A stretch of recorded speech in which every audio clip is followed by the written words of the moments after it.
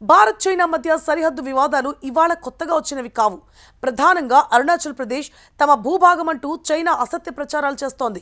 అంతేకాదు అరుణాచల్ ప్రదేశ్ను చైనా అంతర్భాగంగా పేర్కొంటూ మ్యాప్లు కూడా విడుదల చేసింది.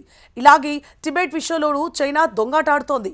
కాగా పొరుగు దేశాలతో ఏర్పడిన సరిహద్దు వివాదాలను ఒప్పందాల మేరకు పరిష్కరించుకోవాలన్న చిత్తశుద్ధి డ్రాగన్ కంట్రీకి లేకపోవడమే ఇందుకు ప్రధాన కారణం. ఈ నేపథ్యంలో జిన్పింగ్ పర్యటన తరువాత అయినా రెండు దేశాల మధ్య సరిహద్దు వివాదాలు ఒక కొలిక్కి వస్తాయా అనే ప్రశ్న తెర మీదకొచ్చింది.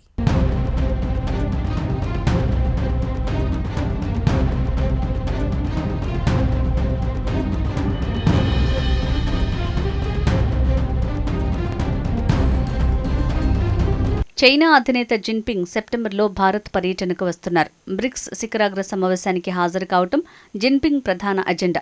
అయితే బ్రిక్స్ సమావేశంతో పాటు భారత్తో గత కొన్ని సంవత్సరాలుగా కొనసాగుతున్న సరిహద్దు వివాదాల పరిష్కారం కూడా జిన్పింగ్ అజెండాలో ఉన్నట్టు దౌత్య వర్గాలు వెల్లడించాయి. కాగా కొంతకాలంగా అంతర్జాతీయ పరిణామాలు శరవేగంగా మారిన సంగతి తెలిసిందే. సుంకాల దెబ్బ నేపథ్యంలో అమెరికాకు భారత్ దూరమైంది. అదే సమయంలో చైనాకు భారత్ దగ్గరైంది. దీంతో చైనా అధినేత జిన్పింగ్ భారత ప్రధాని నరేంద్ర మోడీ మధ్య స్నేహ బంధం ఏర్పడింది. ఈ నేపథ్యంలో భారత్తో సరిహద్దు వివాదాల పరిష్కారానికి చైనా అధినేత జిన్పింగ్ చొరవ చూపుతారన్న అభిప్రాయాలు కూడా వ్యక్తమవుతున్నాయి. మొత్తం 400 మంది ఉన్న ప్రతినిధి బృందంతో భారత్కు రావడానికి చైనా అధినేత జిన్పింగ్ సన్నద్ధమవుతున్నారు.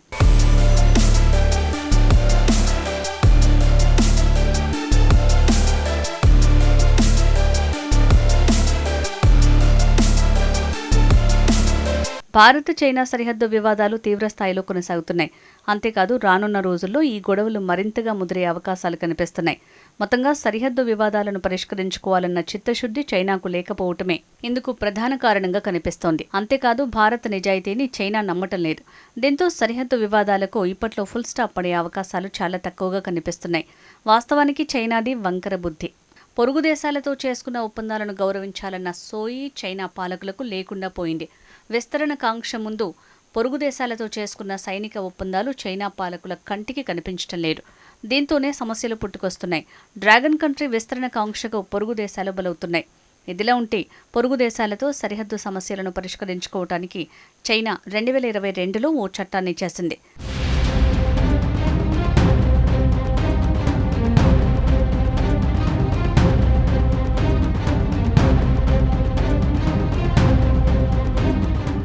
భారత్తో సరిహద్దు గొడవలకు సంబంధించి చైనా ప్రత్యేకంగా చట్టం చేయటం ఇదే తొలిసారంటున్నారు మిలిటరీ నిపుణులు. చైనా చేసిన ఈ ప్రత్యేక చట్టం ఫలితంగా రానున్న రోజుల్లో భారత్ అనేక రాజకీయ సవాళ్లను ఎదుర్కోవాల్సిన పరిస్థితులు వచ్చే అవకాశాలున్నాయి. వాస్తవానికి మొత్తం 14 దేశాలతో దాదాపు 22,000 కిలోమీటర్ల మేర సరిహద్దును చైనా దేశం పంచుకుంటోంది.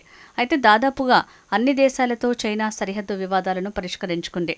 ఇప్పటికీ భారత్ అలాగే భూటాన్తోనే చైనాకు సరిహద్దు వివాదాలు ఉన్నాయి. భారత్ విషయానికి వస్తే చైనాతో 3,488 కిలోమీటర్ల మేర భూ సరిహద్దు ఉంది.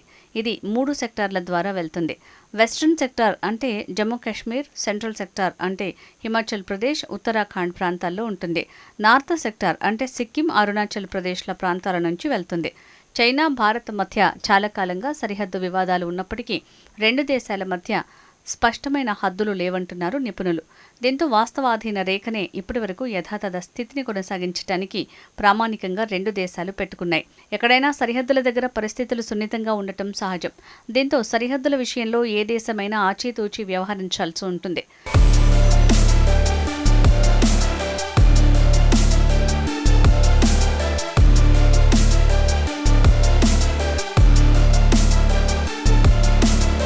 అయితే ఆ విషయాన్ని చైనా పట్టించుకోవటం లేదు. పైపెచ్చు కీలకమైన ప్రాంతాల్లో పెద్ద ఎత్తున నిర్మాణాలు చేపట్టింది. గ్రామాలకు గ్రామాలే నిర్మిస్తోంది.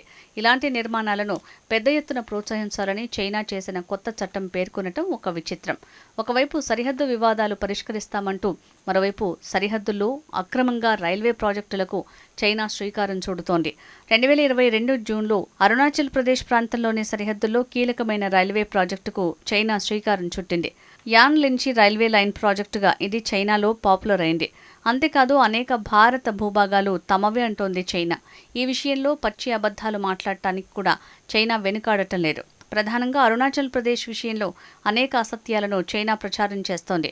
అరుణాచల్ ప్రదేశ్ దక్షిణ టిబెట్లో భాగమన్నది చైనా చేస్తున్న ప్రధాన అసత్యం. అయితే చైనా వాదనను అనేకసార్లు భారత్ ఖండించింది. అయినప్పటికీ చైనా బుద్ధి మారటం లేదు. టిబెట్ విషయంలో కూడా సిగ్గు ఎగ్గు లేకుండా 100% అబద్ధాలు పెద్ద ఎత్తున ప్రచారం చేస్తోంది. అరుణాచల్ ప్రదేశ్ అంశంపై రెండు దేశాల మధ్య వివాదం కొత్తగా ఏర్పడింది కాదు. సంవత్సరాలుగా ఈ వివాదం నడుస్తోంది. యాన్ లిన్షి రైల్వే ప్రాజెక్టు చేపట్టడం వెనుక సైనికపరమైన లక్ష్యాలు ఉండొచ్చని భారత్కు చెందిన రక్షణ రంగ నిపుణులు అనుమానిస్తున్నారు. ఈ రైల్వే లైన్ ద్వారా అరుణాచల్ ప్రదేశ్లోని సరిహద్దు ప్రాంతానికి చైనా చాలా సులభంగా ఆయుధాలను, క్షిపణులను తరలించొచ్చని మిలిటరీ అధికారులు అంటున్నారు. దీంతో సిచువాన్ టిబెట్ రైల్వే ప్రాజెక్టు వివాదాస్పదంగా మారింది. కాగా సరిహద్దు ప్రాంతాల్లో చైనా పెద్ద ఎత్తున నిర్మాణాలు చేపట్టడాన్ని భారత్ నిశితంగా గమనిస్తోంది.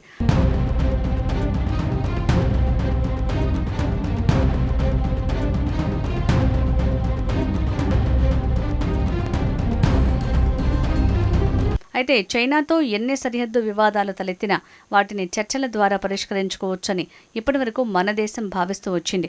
ఈ విషయంలో భారత్ నిజాయితీగా ప్రవర్తించింది. అయితే భారత్ నిజాయితీ చైనాకు పనికి రావటం లేదు. ఇదిలా ఉంటే 2022లో తీసుకొచ్చిన సరిహద్దు చట్టాన్ని దేశ సార్వభౌమాధికారంతో చైనా ముడిపెట్టింది. దీంతో సరిహద్దు వివాదాల తీవ్రత పెరిగినట్టయింది. ఈ నేపథ్యంలో వివాదం అంటూ తలెత్తితే అది చైనా చేసిన కొత్త చట్టం ప్రకారమే పరిష్కారమవుతుంది. భారత్ చైనా సరిహద్దుల్లో తలెత్తిన వివాదాలు రోజురోజుకు మరింత ఉద్రిక్తంగా మారుతున్నాయి. చర్చల ద్వారా ఈ వివాదాలను సద్దుమణిగేలా చేయటానికి భారత్ ప్రయత్నించింది.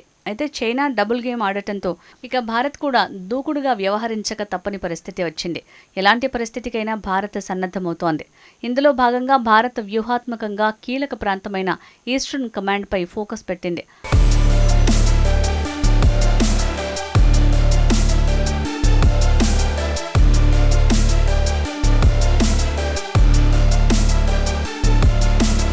గాల్వాన్ లోయ సంఘటన తర్వాత భారత సైన్యం వైఖరిలో మార్పొచ్చింది.